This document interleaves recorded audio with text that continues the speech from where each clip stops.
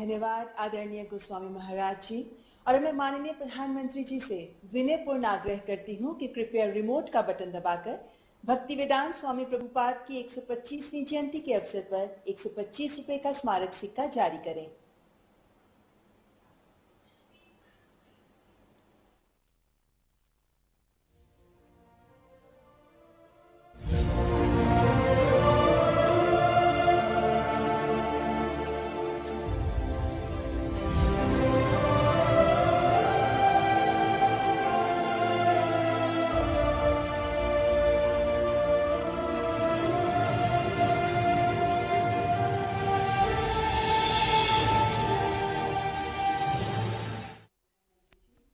मैं आदरणीय प्रधानमंत्री जी से विनम्रता पूर्वक करबद्ध आग्रह करती हूं कि कृपया अपने प्रेरणादायक शब्दों द्वारा हमारा मार्गदर्शन करें। हरे कृष्णा। आज के इस पुण्य अवसर पर हमारे साथ जुड़ रहे देश के संस्कृति मंत्री श्रीमान जी किशन रेड्डी जी,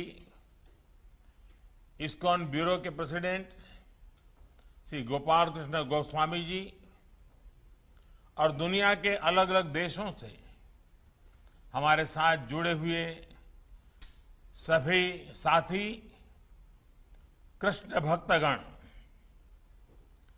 परसों श्री कृष्ण जन्माष्टमी थी और आज हम श्रील प्रभुपाद जी की 125वीं जन्म जयंती मना रहे हैं। ये ऐसा है जैसे साधना का सुख और संतोष दोनों एक साथ मिल जाए। इसी भाव को आज पूरी दुनिया में श्रील प्रभुपद स्वामी ने लाखों करोड़ों अनुयायी और लाखों करोड़ों कृष्ण भक्त स्वाभाविक रूप से अनुभव कर रहे हैं। मैं सामने स्क्रीन पर अलग अलग देशों से आप सब साधकों को देख रहा हूं। ऐसा लग रहा है जैसे लाखों मन एक भावना से बंधे हो, लाखों शरीर एक कॉमन कॉन्शियसनेस से जुड़े हुए हो। ये वो कृष्ण कॉन्शियसनेस है जिसकी अलख प्रभुपाद स्वामी जी ने पूरी दुनिया तक पहुंचाई। साथियों, हम सब जानते हैं कि प्रभुपाद स्वामी एक अलौकिक कृष्ण भक्त तो थे ही, साथ ही वो एक महान भारत भक्त भी थे। उन्होंने देश के स्वतंत्रता संग्राम में संघर्ष किया था। उन्होंने असहयोग आंदोलन के समर्थन में स्कॉटिश कॉलेज से अपना डिप्लोमा तक लेने से मना कर दिया था। आज ये सुखद संयोग है कि देश ऐसे महान देशभक्त का 125वां जन्मदिन एक ऐसे समय में हो रहा है जब भारत अपनी आजादी के 75 साल का पर्व अमृत महोत्सव मना रहा है। श्रील प्रभुपाद स्वामी हमेशा कहते थे कि वो दुनिया के देशों में इसलिए भ्रमण कर रहे हैं क्योंकि वो भारत की सबसे अमूल्य निधि दुनिया को देना चाहते हैं।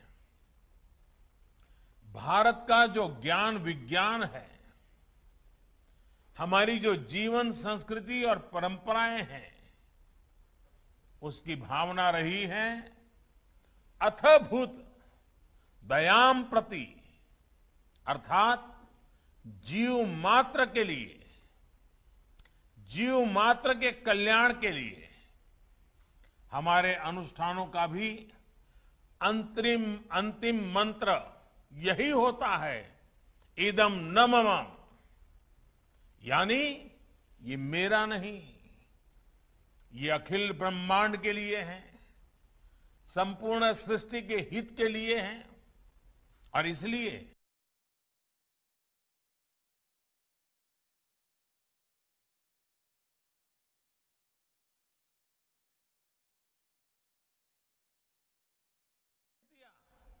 कि वे भारत के चिंतन और दर्शन को दुनिया तक ले जाएं। श्रील प्रभुपाद जी ने अपने गुरु के इस आदेश को अपना मिशन बना लिया और उनकी तपस्या का परिणाम आज दुनिया के कोने कोने में नजर आता है। अमृत महोत्सव में भारत ने भी सबका साथ, सबका विकास और सबका विश्वास के मंत्र के साथ ऐसे ही संकल्पों को अपनी आगे की यात्रा का आधार बनाया है। हमारे इन संकल्पों के केंद्र में, हमारे इन लक्ष्यों के मूल में भी वैश्विक कल्याण की ही भावना है। और आप सभी इसके साक्षी हैं कि इन संकल्पों की पूर्ति के लिए सबका प्रयास कितना आवश्यक है। आप कल्पना कर सकते हैं, अगर प्रभुपाद जी ने अकेले विश्व को इतना कुछ दिया है, तो जब हम सब उनके आशीर्वाद से एक साथ प्रयास करेंगे तो कैसे परिणाम आएंगे। हम जरूर मानवीय चेतना के उस शिखर तक पहुंचेंगे जहां से हम विश्व में और बड़ी भूमिका निभा सके, प्रेम के संदेश को जन जन तक पहुंचा सके। साथियों, मानवता के हित में भारत दुनिया को कितना कुछ दे सकता है, आज इसका एक बहुत बड़ा उदाहरण है विश्व भर में फैला हुआ हमारा योग का ज्ञान, हमारी योग की परंपरा, भारत की जो सस्टेनेबल लाइफस्टाइल है, आयुर्वेद जैसे जो विज्ञान है। हमारा संकल्प है कि इसका लाभ पूरी दुनिया को मिले। आत्मनिर्भरता के बीच इस मंत्र की श्रील प्रभुपाद अक्सर चर्चा करते थे, उसे भारत ने अपना ध्येय बनाया है और उस दिशा में देश आगे बढ़ रहा है। मैं कई बार जब आत्मनिर्भर भारत और मेक इन इंडिया के लक्ष्यों की बात करता हूं, तो मैं अपने अधिकारियों को, बिजनेसमैन को इस्कॉन के हरे कृष्ण मूवमेंट की सफलता का उदाहरण देता हूं।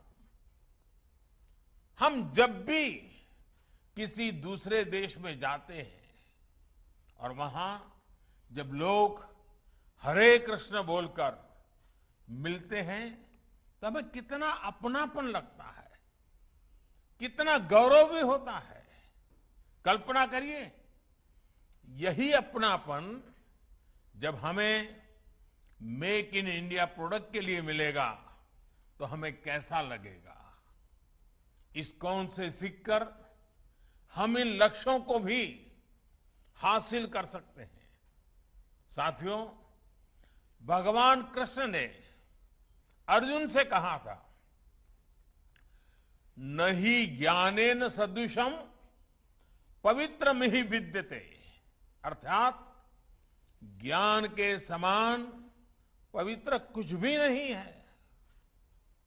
ज्ञान को ये सर्वोच्चता देने के बाद उन्होंने एक और बात कही थी, मैव मन अधस्तत्व मयि बुद्धिम निवेशय, यानी ज्ञान विज्ञान को हासिल करने के बाद अपने मन को, बुद्धि को कृष्ण में लगा दो, उनकी भक्ति में समर्पित कर दो। ये विश्वास, ये बल भी एक योग है जिसे गीता के 12वें अध्याय में भक्ति योग कहा गया है। और इस भक्ति योग का सामर्थ्य बहुत बड़ा होता है। भारत का इतिहास भी इसका साक्षी है। जब भारत गुलामी के गहरे गर्त में फंस गया था, अन्याय, अत्याचार और शोषण से पीड़ित भारत अपने ज्ञान और शक्ति पर ध्यान नहीं लगा पा रहा था, तब ये भक्ति ही थी जिसने भारत की चेतना को जीवंत रखा, भारत की पहचान को अक्षुण्ण रखा। आज विद्वान इस बात का आकलन करते हैं कि अगर भक्ति काल की सामाजिक क्रांति न होती तो भारत न जाने कहां होता, किस स्वरूप में होता। लेकिन उस कठिन समय में चैतन्य महाप्रभु जैसे संतों ने हमारे समाज को भक्ति की भावना से बांधा। उन्होंने विश्वास से आत्मविश्वास का मंत्र दिया। आस्था के भेदभाव, सामाजिक ऊंच नीच, अधिकार अनाधिकार, भक्ति ने इन सबको खत्म करके शिव और जीव के बीच एक सीधा संबंध बना दिया। साथियों, भारत के इतिहास का अध्ययन करें तो आप ये भी पाएंगे कि भक्ति की इस डोर को थामे रहने के लिए अलग अलग कालखंड में ऋषि, महर्षि और मनीषी समाज में आते रहे, अवतरित होते रहे। एक समय अगर स्वामी विवेकानंद जैसे मनीषी आए जिन्होंने वेद वेदांत को पश्चिम तक पहुंचाया, तो वहीं विश्व को जब भक्ति योग को देने की जिम्मेदारी आई तो श्रील प्रभुपाद जी और इस्कॉन ने इस महान कार्य का बीड़ा उठाया। उन्होंने भक्ति वेदांत को दुनिया की चेतना से जोड़ने का काम किया। यह कोई साधारण काम नहीं था। उन्होंने करीब 70 साल की उस उम्र में इस्कॉन जैसा वैश्विक मिशन शुरू किया। जब लोग अपने जीवन का दायरा और सक्रियता कम करने लगते हैं, यह हमारे समाज के लिए और हर व्यक्ति के लिए एक बड़ी प्रेरणा है। कई बार हम देखते हैं लोग कहने लगते हैं कि उम्र हो गई, नहीं तो बहुत कुछ करते, या फिर अभी तो सही उम्र नहीं है ये सब काम करने की। लेकिन प्रभुपाद स्वामी अपने बचपन से लेकर के पूरे जीवन तक अपने संकल्पों के लिए सक्रिय रहे। प्रभुपाद जी समुद्री जहाज से जब अमेरिका गए तो वो लगभग खाली जेब थे।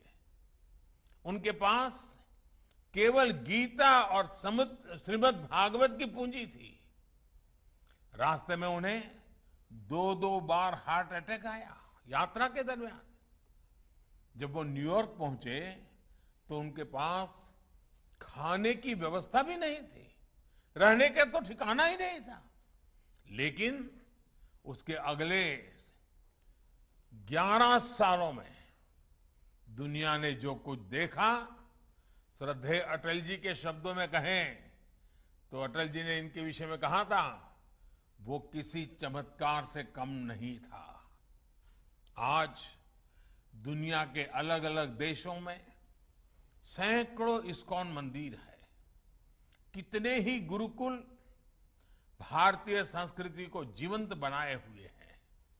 इस्कॉन ने दुनिया को बताया है कि भारत के लिए आस्था का मतलब है उमंग, उत्साह और उल्लास और मानवता पर विश्वास।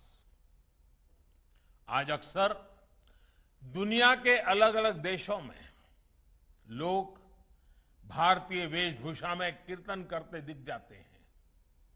कपड़े सादे होते हो, हाथ में ढोलक मंजीरा जैसे वाद्य यंत्र होते हैं, हरे कृष्ण का संगीतमय कीर्तन होता है और सब एक आत्मिक शांति में झूम रहे होते हैं। लोग देखते हैं तो उन्हें यही लगता है कि शायद कोई उत्सव या आयोजन है, लेकिन हमारे यहां तो ये कीर्तन, ये आयोजन जीवन का सहज हिस्सा है। आस्था का ये उल्लासमय स्वरूप निरंतर पूरी दुनिया में लोगों को आकर्षित करता रहा है। ये आनंद आज स्ट्रेस से दबे विश्व को नई आशा दे रहा है। साथियों, गीता में भगवान कृष्ण का कथन है, अद्वेष्टा सर्वभूतानां मैत्रः करुण एव च निर्ममो निरहंकारः समदुख सुख शमी।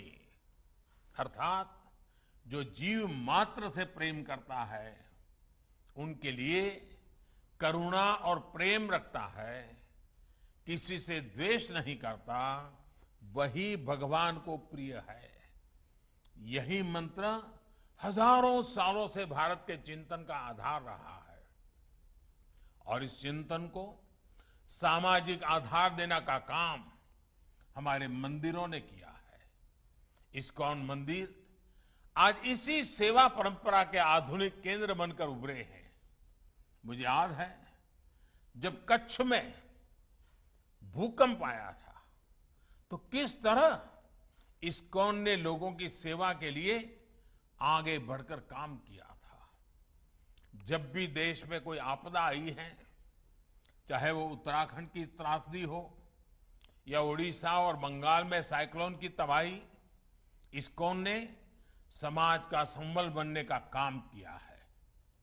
कोरोना महामारी में भी आप करोड़ों मरीजों, उनके परिजनों और प्रवासियों के लिए लगातार भोजन और दूसरी जरूरतों की व्यवस्था करते आ रहे हैं।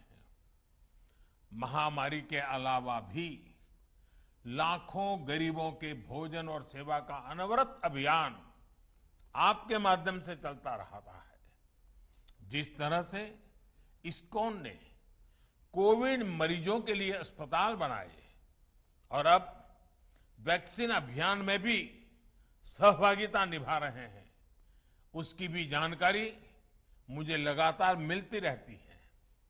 मैं इस्कॉन को, इससे जुड़े सभी भक्तों को आपके इस सेवा यज्ञ के लिए बहुत बहुत शुभकामनाएं देता हूं।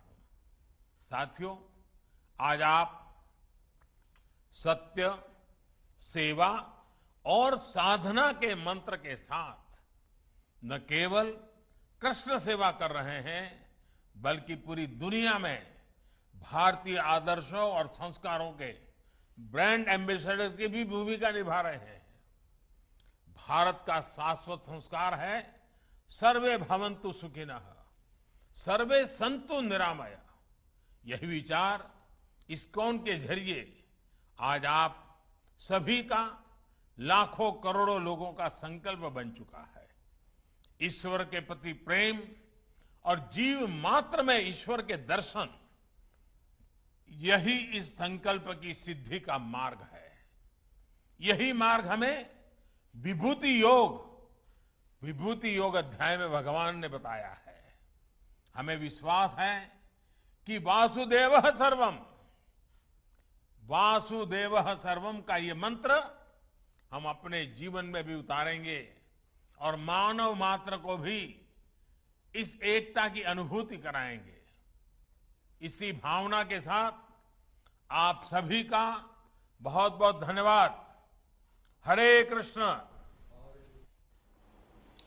बहुत बहुत धन्यवाद माननीय प्रधानमंत्री जी, आपके सुवचनों के लिए हार्दिक आभार, हृदय से साधुवाद।